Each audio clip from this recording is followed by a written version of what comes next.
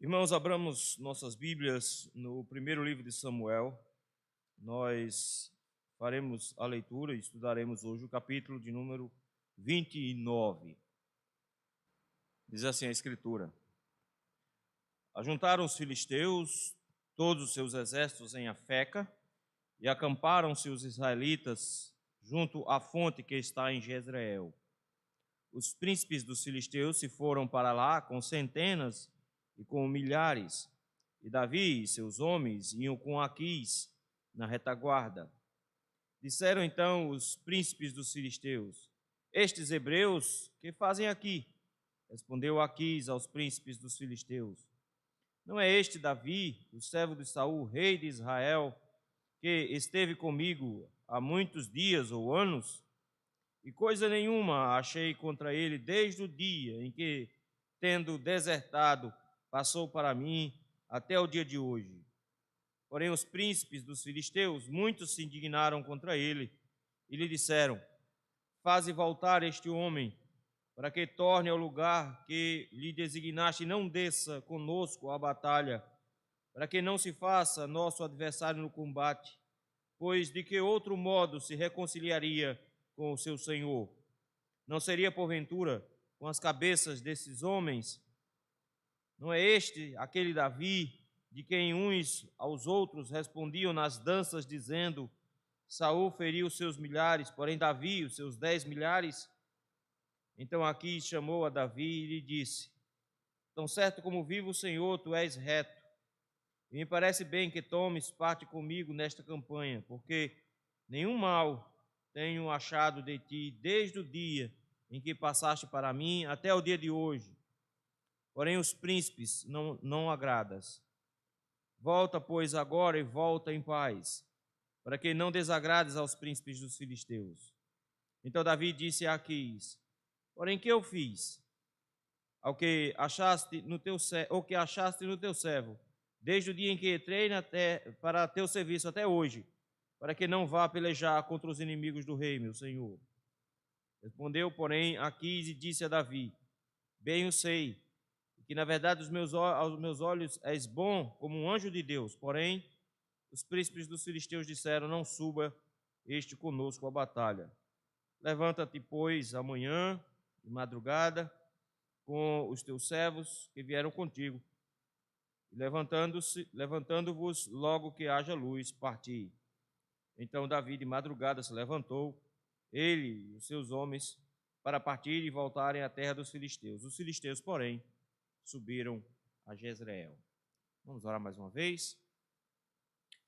Senhor, humildemente nós nos colocamos na Tua presença, Senhor, reconhecendo, meu Pai, que somos pecadores e que os nossos pecados são ofensas graves ao Senhor.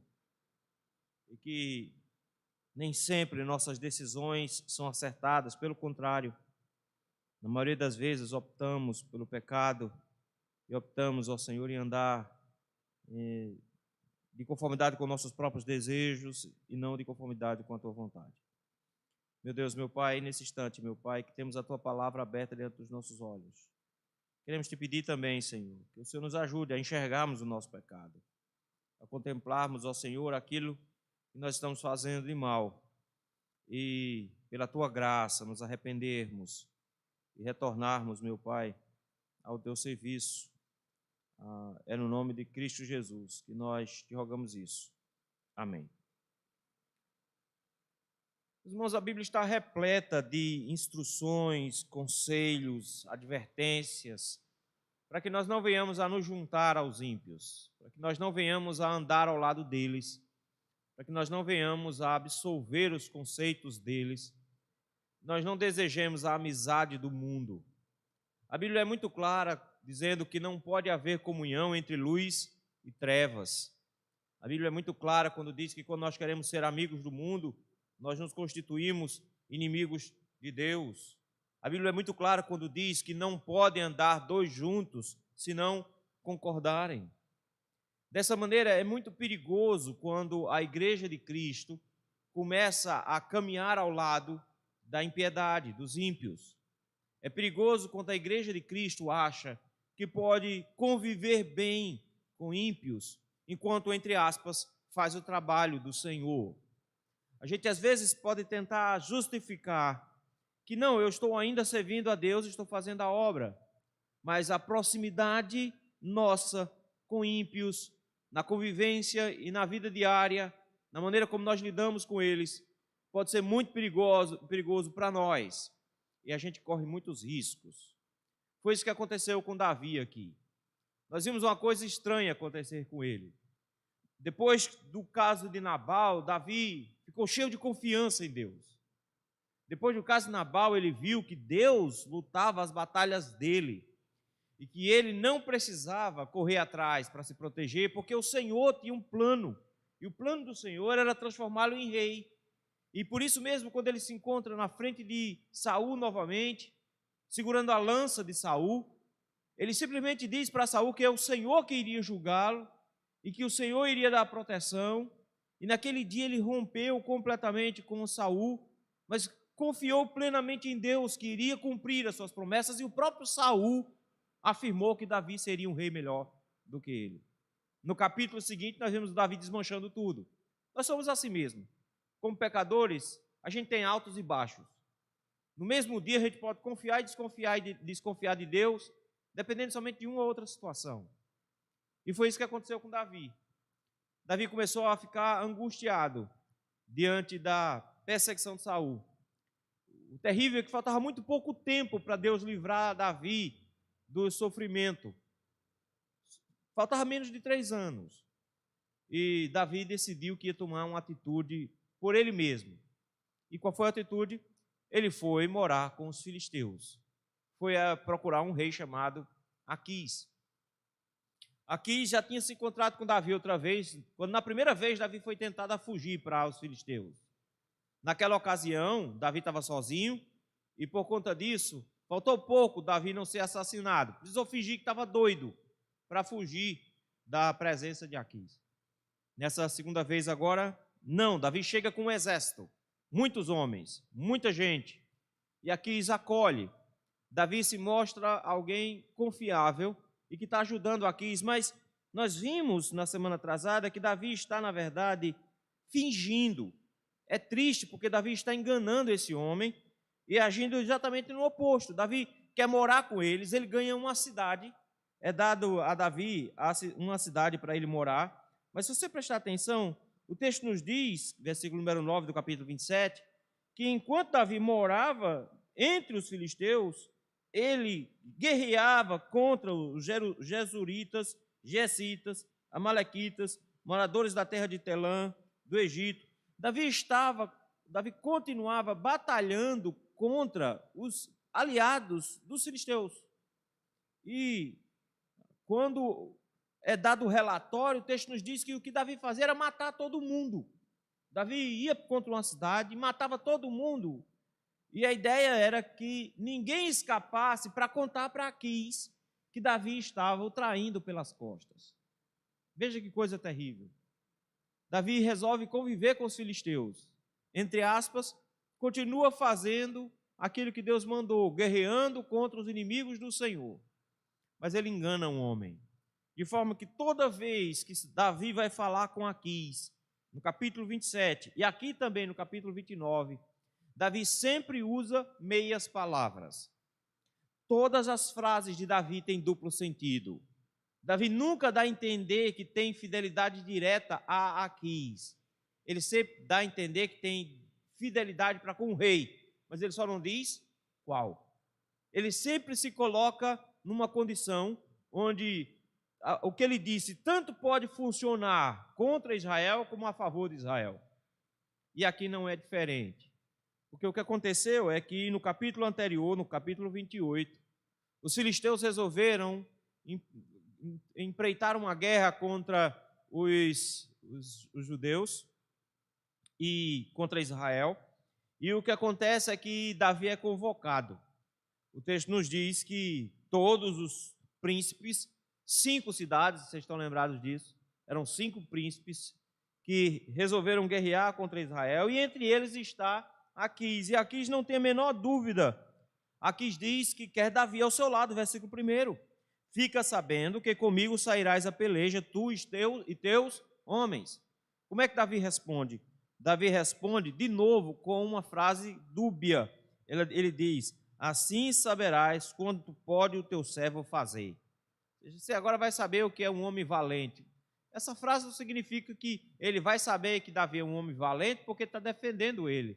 Pode significar que ele vai saber o que é um homem valente quando Davi se voltar contra ele. Davi sempre usa essas palavras assim. E o coitado do Aquis vai no processo. Quando nós chegamos no capítulo 29, nós vamos ver os perigos que existem nessa trama de Davi. Davi quer conviver com os inimigos e, ao mesmo tempo que convive com os inimigos, fazer a obra do Senhor, e acha que esse convívio vai acontecer naturalmente. E não vai. O primeiro perigo que o texto vai nos mostrar de quando nós queremos conviver com ímpios é o perigo de estarmos sempre sendo encurralados pelo pecado. O mundo, meus irmãos, é especialista em nos colocar em situações de pecado e desagravo. O texto nos diz, então, que o exército se aproxima. Entre o capítulo 28, onde os exércitos estão posicionados em Sunem e Gilboa, no versículo número 4, no capítulo 29, o exército já avançou mais um pouco e eles estão nas posições de combate agora. O exército dos filisteus em Afeca, versículo número 1, e os israelitas junto à fonte que está em Jezreel. Cada exército no seu lugar. Mas eu quero que você note que Davi agora está numa situação difícil. Por quê? O exército que vai guerrear contra Israel é composto de cinco grupos. Esses grupos estão se juntando. E Davi está do lado de um deles, de um dos reis, de Aquis. Só que eu quero que você preste atenção agora, no versículo número 2, que a posição de Davi é muito privilegiada. O texto diz assim: os príncipes dos filisteus se foram para lá com centenas e com milhares, e Davi e seus homens iam com Aquis na retaguarda. O que é que Aquis queria? Aquis sabia do potencial militar que Davi significava, de como os homens de Davi eram fantásticos. Nós vamos ver, por exemplo, quando nós estivermos estudando sobre esses homens de Davi, de como eles eram guerreiros excepcionais. Aquis escolhe então Davi como sua guarda pessoal. Ou seja, tinha um exército, mas quem estaria mais próximo de Davi, de Aquis, era justamente Davi e seus homens. E foi exatamente isso que ele fez. Vão para o campo de batalha, vão se organizar para a guerra, e o que acontece aqui é que Davi está no meio do exército dos filisteus, prontos para guerrear contra Israel. Vejam a situação em que Davi se colocou. Não foi Deus que colocou Davi nessa situação. Quem nos colocou aqui foi Davi. Davi que decidiu ir morar em Gate. Davi que decidiu ir procurar Aquis. Foi Davi que decidiu que o melhor lugar, o lugar mais protegido para ele, não era no lugar onde Deus queria que ele ficasse, lá em Judá, lá perto das fontes. Não, ele achou que Deus queria que ele fosse para Gate. Foi Davi que se colocou nessa situação e passou a conviver com ímpios, passou a conviver com incircuncisos.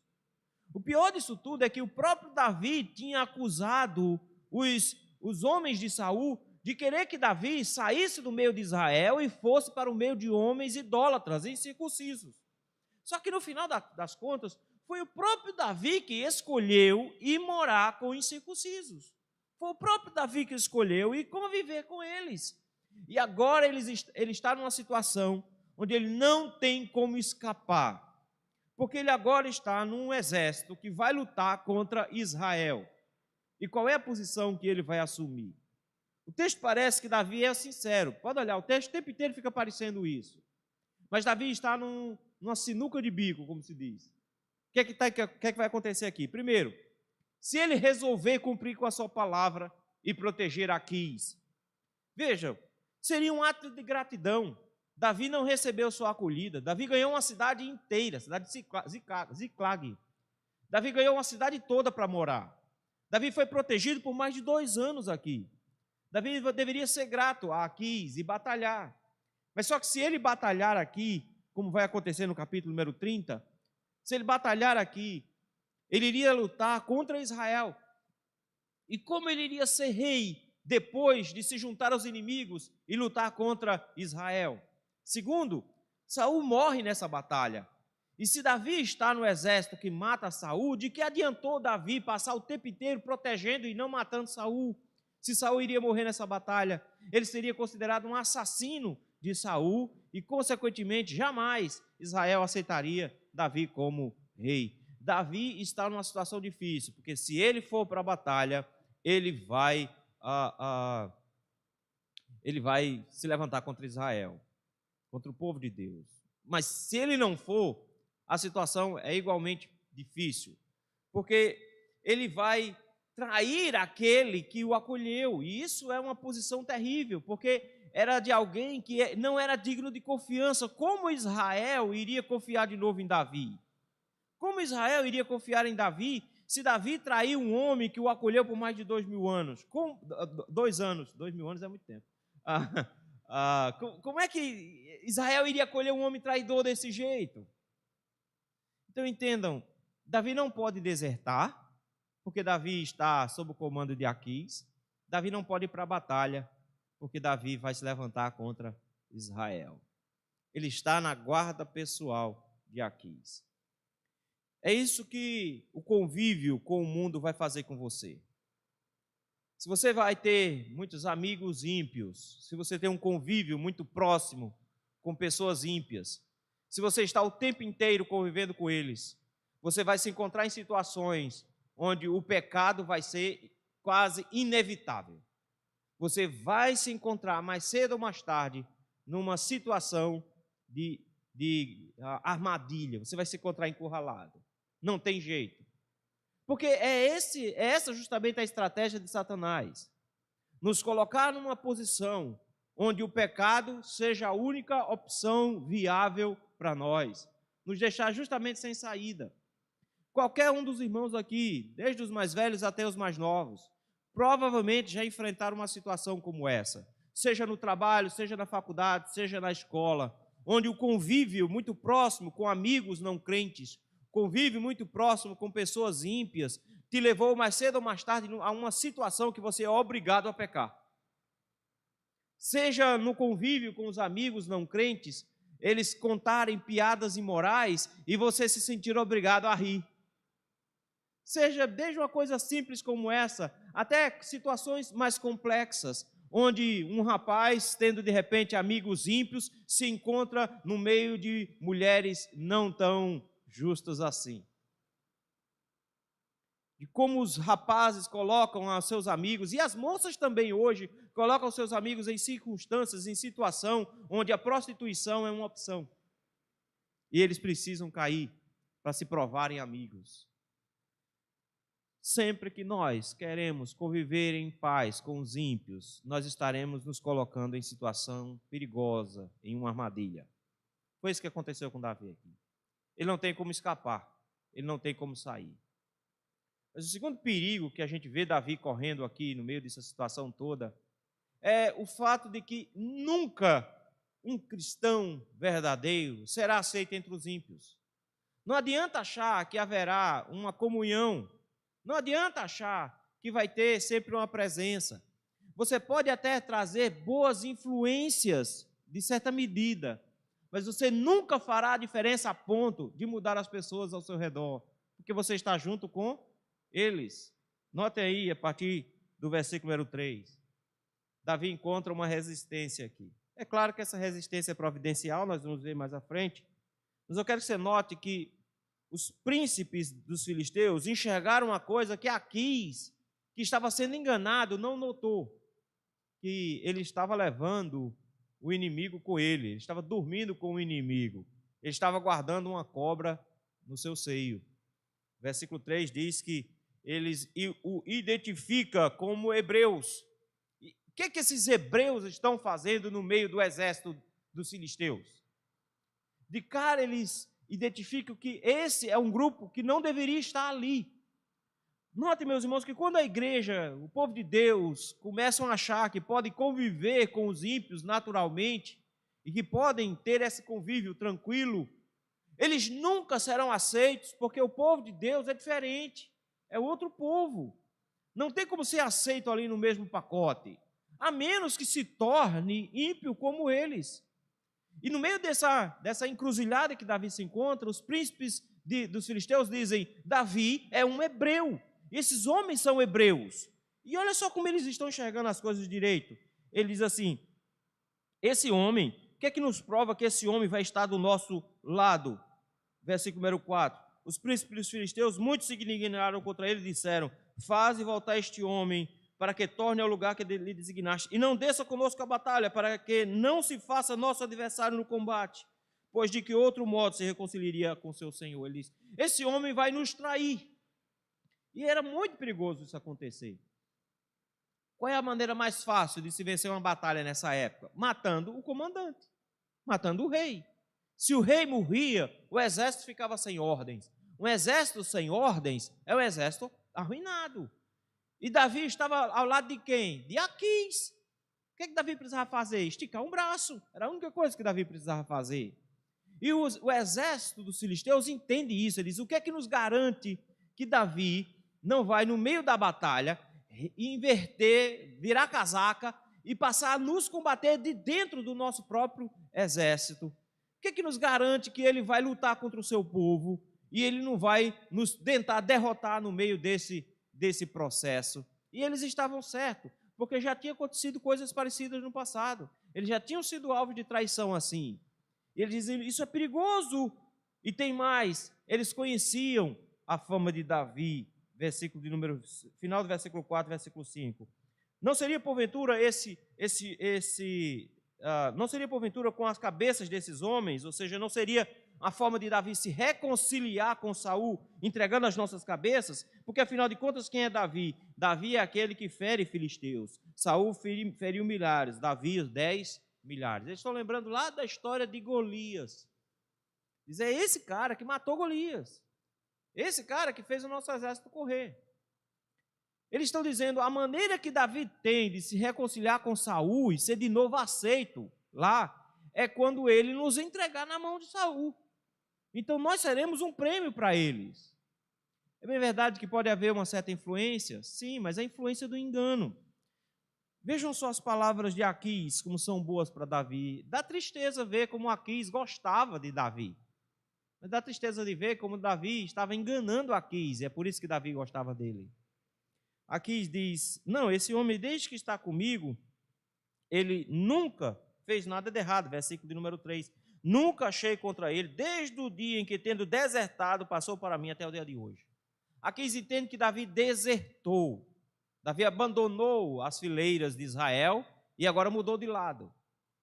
Mesmo que Aquis entenda que Davi é gente boa, o povo vai se levantar contra Davi e contra os seus homens, dizendo: ele vai nos trair. Meu irmão, aprenda uma coisa: não tem como haver amizade entre luz e trevas.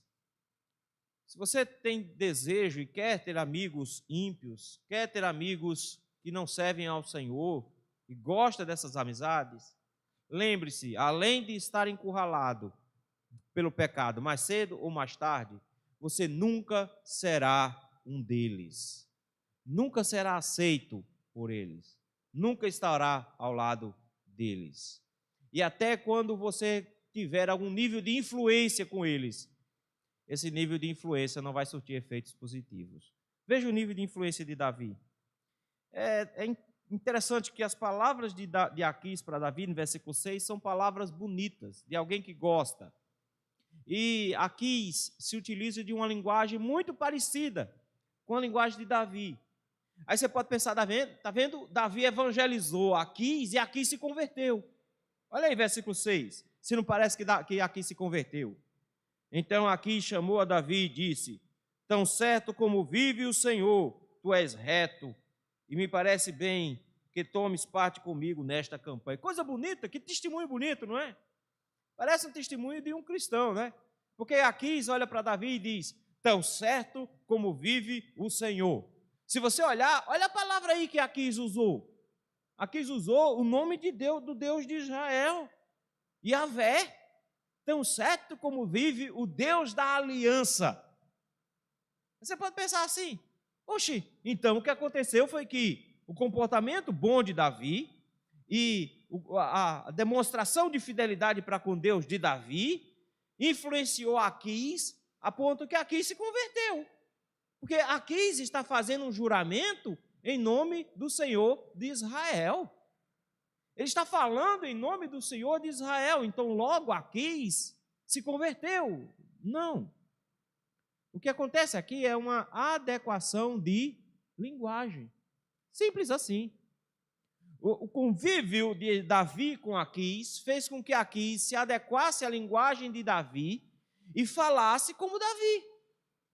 É por isso que quando ele vai jurar, ele conclama o Deus de Davi e não dele. É uma adequação. Ele está sendo educado. Ele está falando nos termos que Davi fala. É por isso que ele diz, tão certo como vive o Senhor, o teu Deus, eu digo aqui para você, você é reto, você se portou bem comigo, nenhum mal eu achei em você, versículo 6, desde o dia que você passou para mim até o dia de hoje, o problema são os príncipes. Perigo, meus irmãos, de quando nós andamos junto aos ímpios, é achar que nós seremos uma influência tão boa que eles se converterão, mas o que acontece na maioria das vezes é que nós ensinamos a eles os nossos jargões, eles aprendem a usar os mesmos termos que nós, mas nós não conseguimos produzir salvação neles. Eles até falam parecido com a gente, eles começam a falar misericórdia, e aí abençoado. Recife é um exemplo disso. Qualquer pessoa que você encontrar na rua, ela vai olhar para você e chamar você de irmão. É ou não é? Todo mundo. Vai no centro da cidade, vai botar o carro lá para ver o que acontece. Quantos flanelinhas irmão você vai encontrar? Você encontra alguns que a conversa é tão parecida com o cristão que você pensa, que igreja? Eu não sou crente, não. Mas o convívio mudou a linguagem a tal ponto que o jargão evangélico é o jargão do comércio do CT Recife. Você chega na Praia de Boa Viagem, e aí, abençoado? Bença, vai querer comprar o que hoje? É cristão? Não é? Não é. Eles só adequaram a linguagem. Só adequaram a linguagem.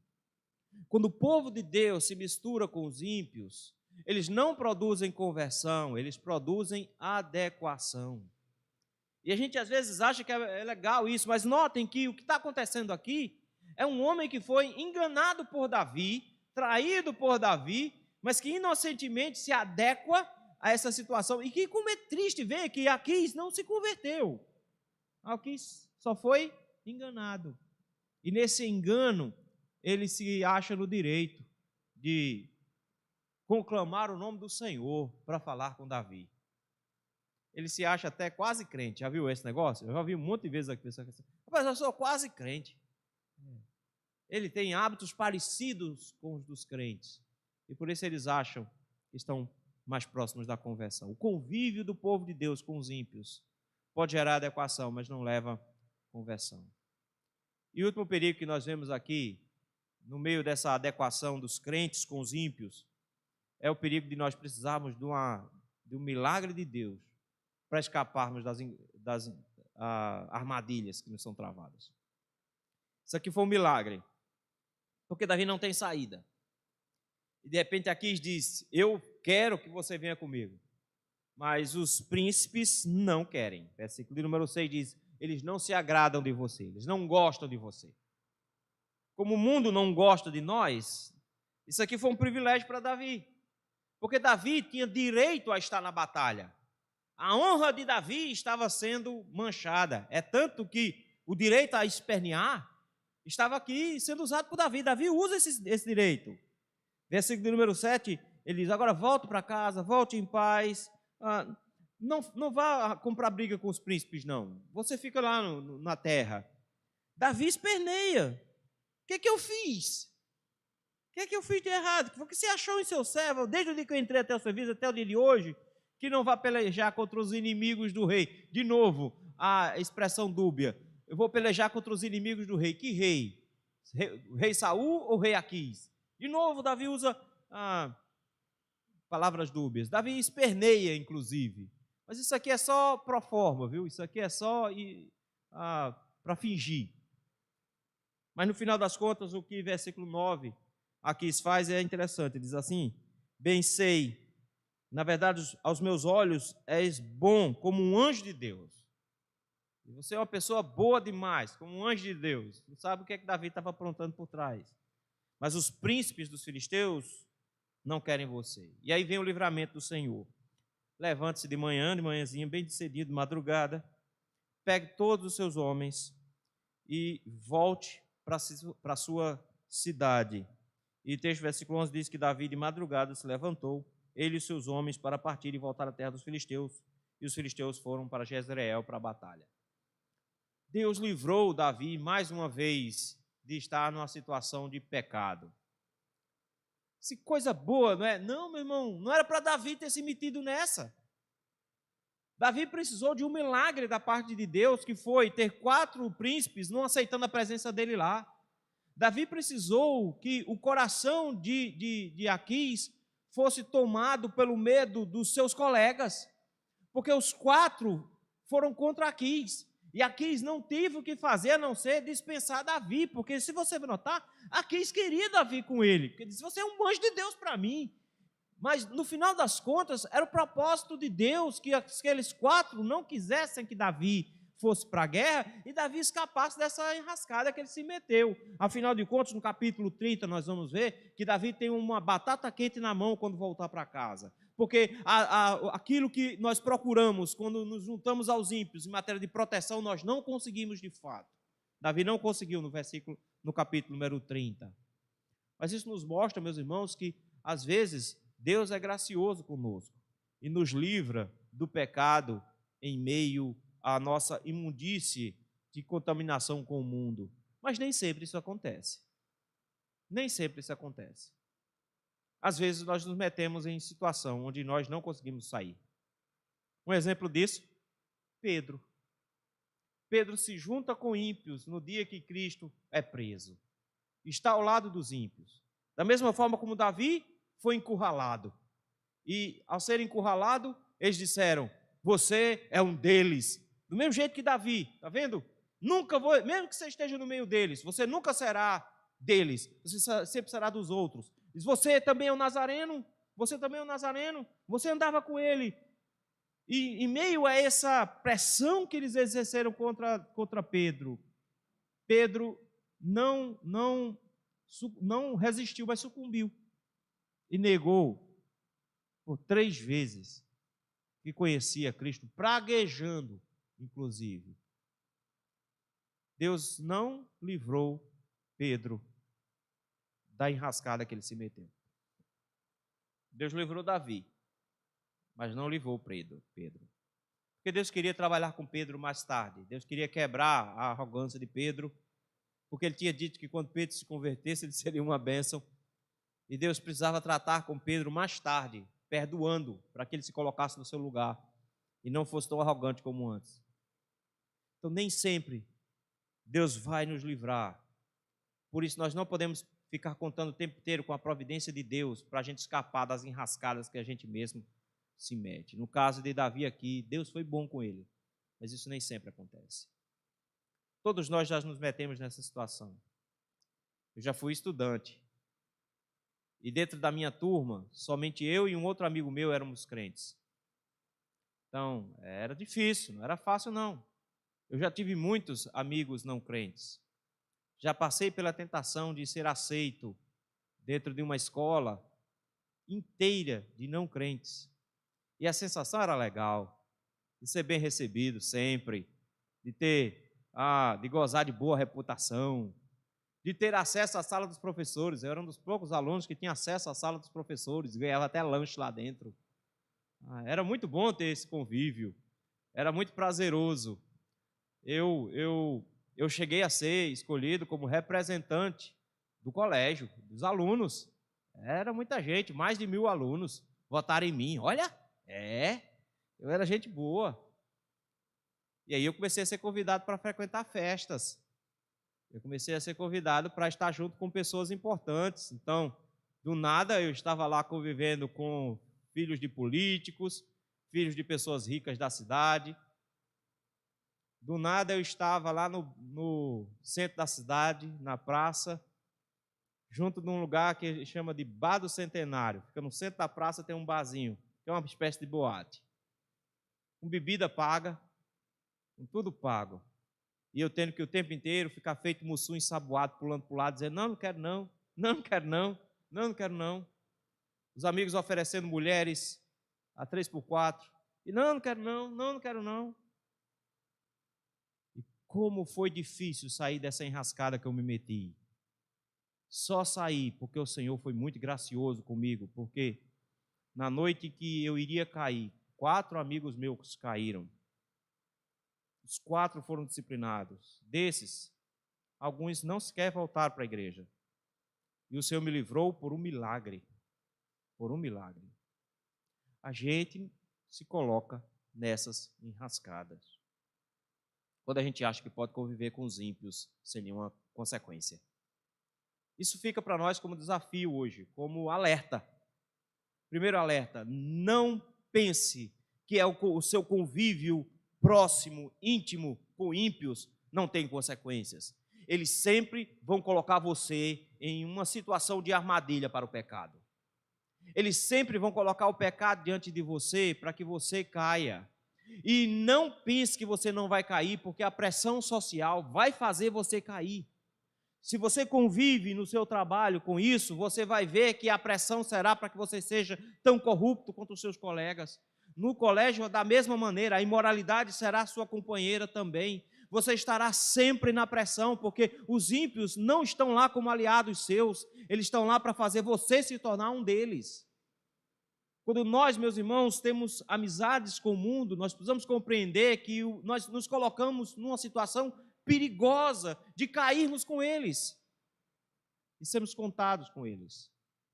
Não vamos achar, queridos, que a gente vai conseguir sair tranquilo, porque no final das contas você ainda não é um deles.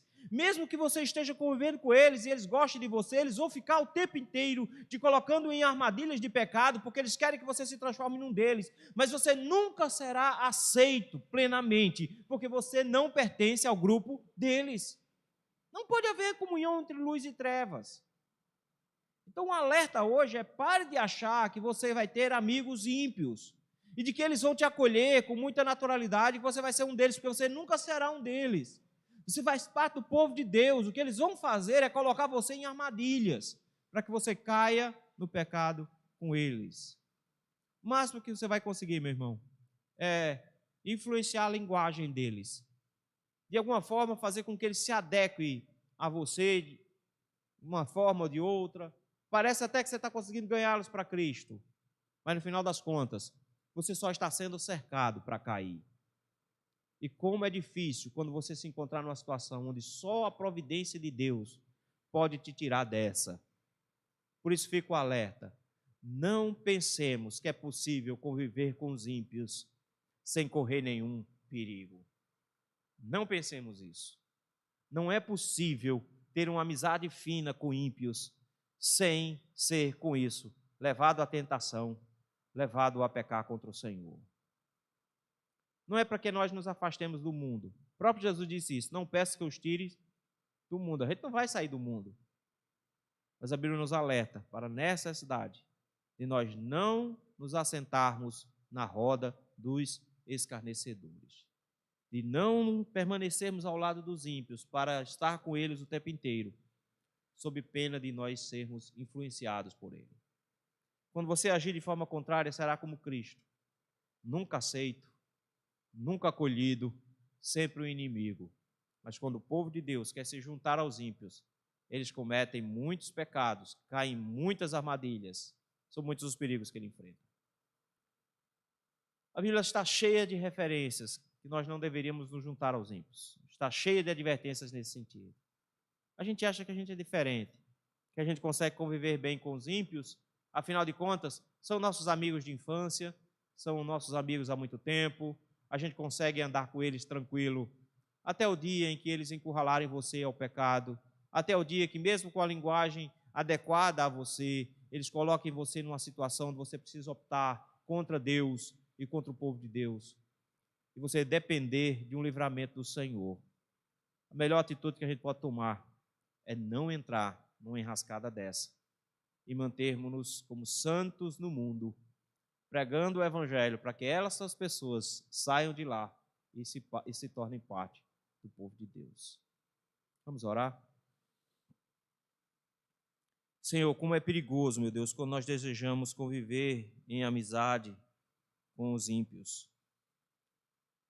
Nós muitas vezes somos tentados a encontrar nessas amizades a segurança, o apoio, que às vezes nós não temos na igreja. E, meu Deus, mais cedo ou mais tarde nós nos encontramos encurralados. É a moça e o rapaz que resolve se apaixonar e namorar com um não crente por causa disso. Que resolve se envolver com bebidas e drogas por causa disso. Que se envolve com promiscuidade e prostituição por causa disso. Que se envolve com corrupção por causa disso. Senhor, tem misericórdia de nós, porque nós nos metemos com os nossos próprios pés em armadilhas. O mundo, Senhor, aprenda a nos imitar. Aprenda a nos imitar na nossa linguagem, no nosso comportamento. Mas isso não muda em nada, nós nunca seremos aceitos, Senhor. Mas como nós somos iludidos pela tentação de achar que essas pessoas são sinceras para conosco, que elas nos amam. Na verdade, Senhor, nós precisamos nos lembrar de que a intenção delas é nos levar para o pecado, para a impiedade, nos levar a abandonar o Senhor. Meu Deus, se nós nos metermos nisso, se qualquer um dos meus irmãos aqui estiverem metidos nisso, que a sua providência sagrada os salve. Nos salva, Senhor, dessa situação, porque em muitos momentos nós não temos como sair dela. Nós não temos como nos livrar dessas tentações e provações que nós mesmos nos submetemos quando temos amizade com os ímpios. Ajuda-nos, ó Senhor, nesse sentido. E se por um acaso qualquer um de nós aqui, Senhor, qualquer um dos meus irmãos, esteja caindo por causa disso, e esteja em pecado por conta disso, que o Senhor tenha misericórdia e o restaure como fez com Pedro. Que o Senhor traga de volta para o meio do teu povo, mesmo com prejuízos, mas que o Senhor não permita que os ímpios o arrastem para o inferno com eles. Tem misericórdia de nós e dá-nos graças. É no nome de Jesus que nós te rogamos isso. Amém.